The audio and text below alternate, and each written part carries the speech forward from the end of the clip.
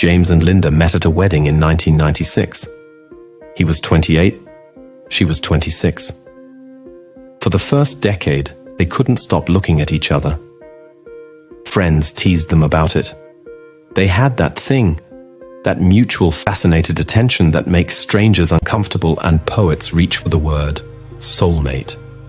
They married, built a life, raised 2 kids, survived a miscarriage and a bankruptcy scare and Linda's mother's long decline. They are, by any external measure, a success story. But last month, lying in bed, Linda realized she couldn't remember the last time James looked at her. Really looked, the way he used to, like he was trying to memorize her. And she couldn't remember the last time she looked at him either. Their bodies occupy the same bed. Their eyes have been divorced for years. And this, far more than the 14 months without sex, is where their intimacy actually died. Today, I'm going to show you how to resurrect it. Not with more touch, but with a different quality of sight.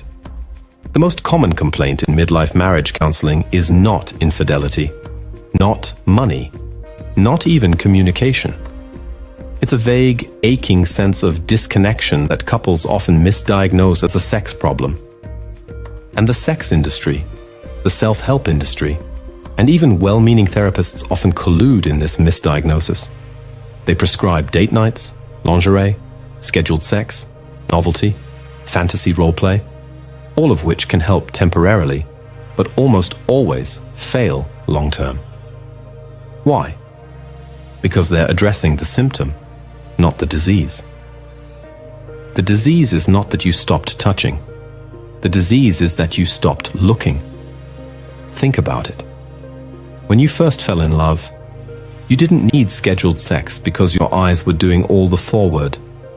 You beheld them. And that beholding built a bridge of desire that needed very little maintenance. Over 20 years, that bridge didn't collapse dramatically. It eroded grain by grain, day by day, while you were busy paying the mortgage and raising children and attending funerals. You didn't notice. It's almost impossible to notice. Let me introduce a word that relationship science rarely uses but needs to reclaim: beholding. Beholding is not looking. Looking is functional. You look at the weather app, you look at the road, you look at your spouse to see if they're annoyed with you so you can adjust your behavior. Looking is transactional. Beholding is something else entirely. It's the act of watching another person with unhurried, receptive attention, without an agenda. It's what you did on your 3rd date when they told you about their childhood and you didn't just listen to the words. You watched their face move. You noticed the tiny scar above their eyebrow.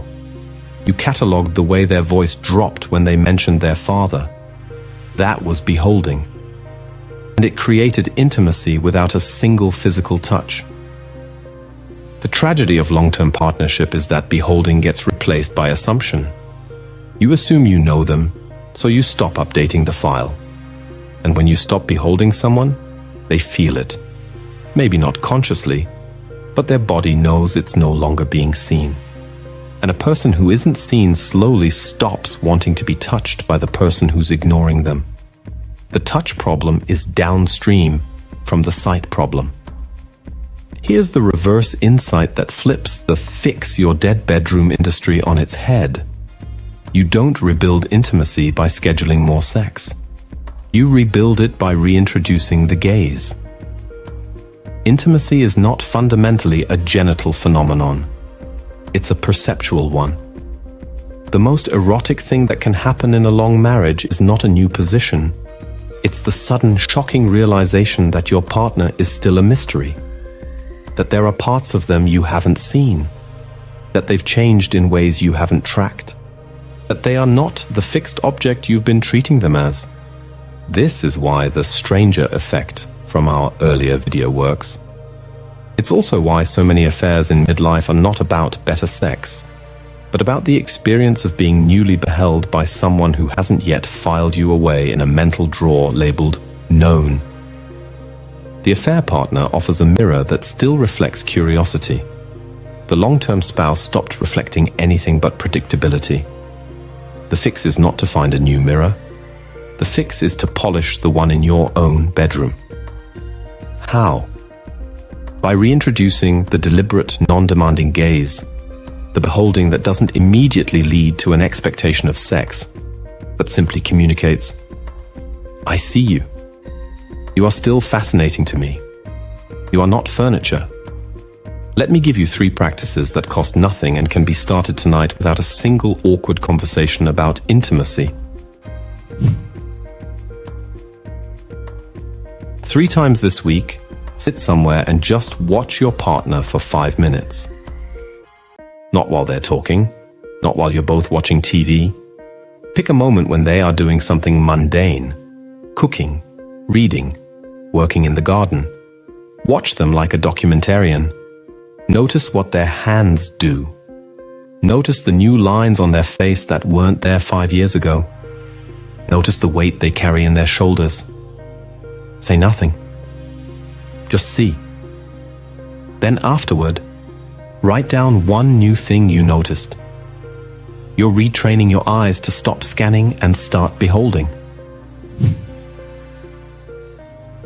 Once this week, ask your partner a question you don't know the answer to, and then don't respond. Just listen and watch while they speak. Try. What's something you've been thinking about lately that you haven't told me?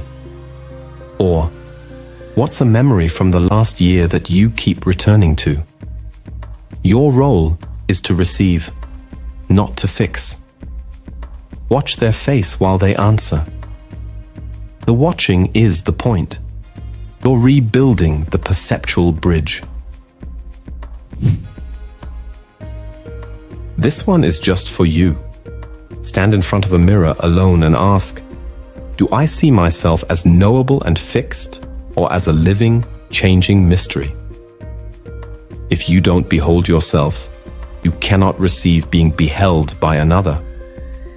Many midlife intimacy crises are actually crises of self-perception. You stopped looking at yourself with curiosity long before your partner did. Reclaim the gaze on your own life first, then offer it to them. Intimacy doesn't die because attraction fades. It dies because attention does. You can't force desire, but you can choose to look. And looking, when done with reverence, almost always leads back to wanting. Reverse Insights is about reclaiming the psychology of love that actually works after 40. If this landed, hit subscribe. In the comments, I want you to finish this sentence. The last time I truly looked at my partner without an agenda was... I read every response. Our next video explores the invisible divorce, the quiet emotional separation that 60% of long-married couples are already living inside. Subscribe and hit the bell so you don't miss it. Stay curious. Stay looking.